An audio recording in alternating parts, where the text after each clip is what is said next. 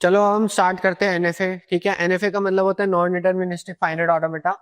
और एनएफए से मतलब ये होता है, ठीक है, कि multiple transitions are possible for a particular input symbol. यानी कि इसका मतलब क्या है, अगर हम बाइनरी अल्फाबेट्स ले, 0 1 इनपुट सिंबल होगा। अब किसी एक इनपुट सिंबल की अगर हम बात करें, पर्टिकुलर का मतलब है अगर हम किसी एक इनपुट सिंबल की बात कर रहे हैं, लेट्स से 0 की बात करते हैं, ठीक है, तो 0 से किसी एक स्टेट से मल्टीपल ट्रांजिशंस पॉसिबल है। लेट्स से मैं क्यू नॉट ले लेता हूं, ठीक है, तो क्यू नॉट 0 मिलने पे लेट्स से Q1 पे चला गया, और 0 मिलने पे वो Q2 पे भी जा सकता है। ठीक है, या हो सकता है वो खुद पे भी चला जाए। ठीक है, कुछ भी हो सकता है, मल्टीपल ट्रांजिशन पॉसिबल होते हैं। ठीक है, तो अब हम सबसे पहले एक एग्जांपल लेते हैं। ठीक है, construct NFA such that strings ends with 00। ठीक है, या 00। ठीक है, तो हम इनिशियल स्टेट लेते हैं। ठीक है, स्टार्ट करते हैं हम क्यू नॉट। वो कह रहे हैं एंड 00 से हो, यानी कि अगर सेकंड लास्ट 0 आएगा तो वो Q1 पे चला जाएगा। ठीक है, और लास्ट 0 आएगा तो वो Q2 पे चला जाएगा और एक्सेप्ट हो जाएगा। ठीक है, ये हो गया एनएफए का केस। अब देखो एंड्स विद 0 यानी कि एंड्स विद 00 यानी कि यहाँ पे कोई कोई भी कॉम्बिनेशन आ सकते हैं। तो हम क्या करेंगे, हम क्यू नोट में ही सेल्फ लूप लगा देंगे 0 और 1 का। देख रहे हो, क्यू नोट से 0 में वो Q1 पे भी जा रहा है और सेल्फ लूप भी आ रहा है। ठीक है, तो इसका मतलब क्या होगा, 0, 1 का मतलब कि क्यू नोट पे रहते हुए ही हम 0 1 के जो कॉम्बिनेशन लेना चाहते हैं ले सकते हैं।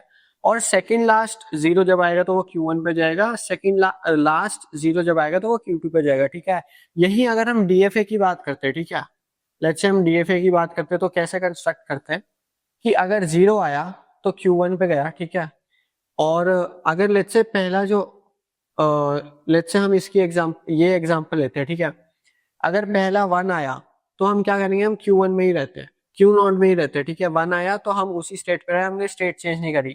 जैसे ही 0 आया, एक पैटर्न मैच करा, ठीक है, एक कैरेक्टर मैच करा, तो हम Q1 पे चले गए। बट लेट्स से पहले 0 आया फिर 1 आ गया, तो अगर 1 आ गया तो लास्ट में 2 0 चाहिए था, तो 1 आ गया तो ये यहाँ चला जाएगा वापस। तभी आखिरी के 2 0 जब आएंगे तो वो एक्सेप्ट होगा। ठीक है, ये मैंने अच्छे से एक्सप्लेन कर रखा है डीएफए वाली वीडियो में। ठीक है, अगर तुम्हें नहीं समझ आ रहा तो डीएफए वाली एक बार वीडियो देख लो, फिर समझ आएगा।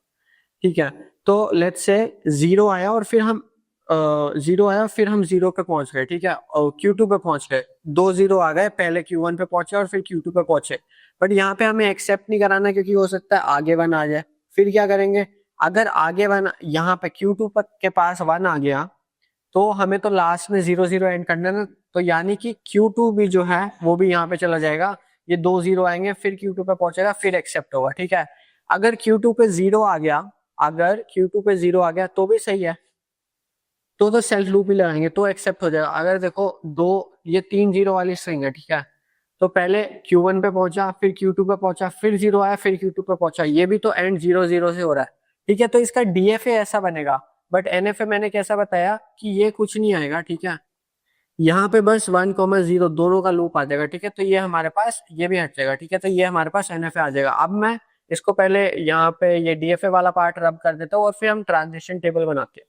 अब देखो हम इसका ट्रांजिशन टेबल बनाते हैं। ठीक है, यहाँ पे लिखेंगे स्टेट्स, इनपुट सिंबल या तो 0 हो सकता है या 1 हो सकता है। ठीक है, तो हमारे पास 3 स्टेट्स है, Q0, Q1 और Q2।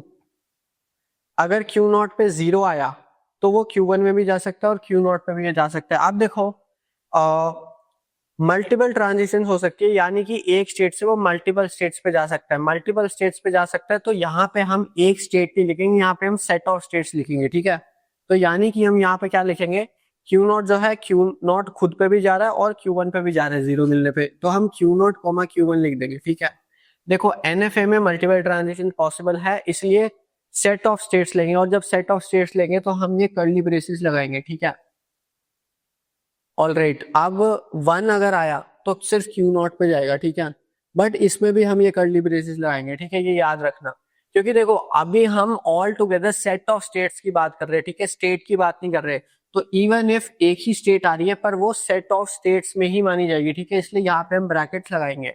फिर Q1 देखते हैं, Q1 0 से जा रहा है Q2 पे, ठीक है, तो Q2 लिख दिया। अब देखो क्योंकि हम यहाँ पे सेट ऑफ ऑल स्टेट्स की बात कर रहे हैं, तो हम DFA की तरह यहाँ पे ऐसे हाइफन नहीं लिखेंगे, ठीक है, क्योंकि हम एक स्टेट की बात नहीं कर रहे, सेट ऑफ ऑल स्टेट्स की बात कर रहे हैं। और जब एम्प्टी सेट होता है तो एम्प्टी सेट को हम 5 से डिनोट करते हैं, ठीक है। सिमिलरली अगर हम Q2 की बात करें तो देखो Q2 0 मिलने पे भी कहीं नहीं जा रहा है और 1 मिलने पे कहीं भी नहीं जा रहा है, यानी कि यहाँ दोनों में हम 5 लिखेंगे, ठीक है। तो ये हो गई ट्रांजिशन टेबल।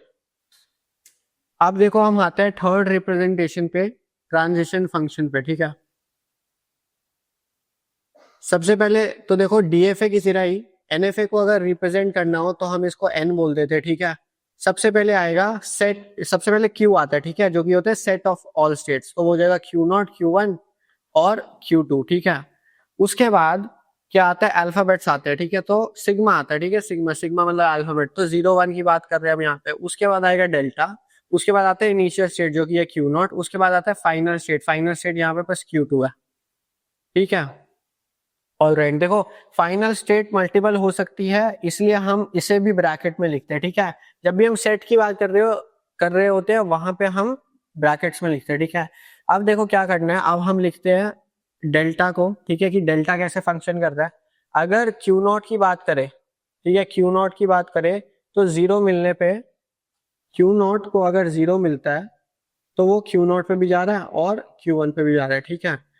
सिमिलरली Q0 को अगर 1 मिल रहा है तो वो Q0 पे ही जा रहा है, 1 मिल रहा है तो वो Q0 पे ही जा रहा है। अब हम देखते हैं Q1 को, ठीक है। Q1 को जब 0 मिल रहा है तो वो जा रहा है Q2 पे, ठीक है। और क्या सारे ट्रांजिशंस हो गए, 0, इसका 0 हो गया, इसका 1 भी हो गया, इसका 0 हो गया, ठीक है। सारे जो भी ट्रांजिशंस हो रहे हैं वो हमने लिख दिया, ठीक है। तो ये अपना थर्ड रिप्रेजेंटेशन भी हमने कंप्लीट कर दिया, ठीक है। अब हम चलते हैं एग्जांपल 2 पे NFA के।